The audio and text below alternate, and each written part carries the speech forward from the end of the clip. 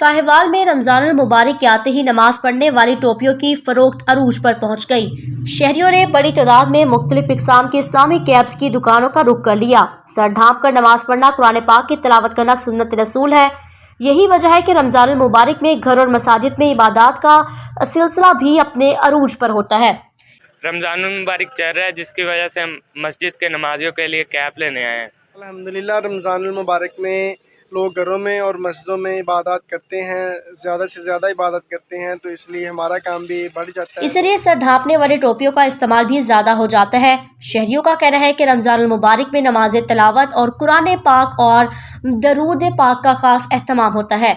दुकानों पर सफ़ेद रंग, सिंधी, सूफी और शीशे वाली टोपियाँ खरीदारों की तवज्जो का मरकज़ बनी हुई हैं।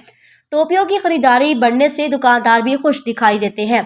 टोपी सुन्नत नबी होने के साथ साथ इंसान की शख्सियत में भी खूबसूरती लाती है। सर ढांप कर इबादत करना नबी करीम सल्लल्लाहु अलैहि वसल्लम की सुन्नत है। कैमरा टीम के साथ अहमद हसन, डिवीज़न साहिवाल न्यूज़।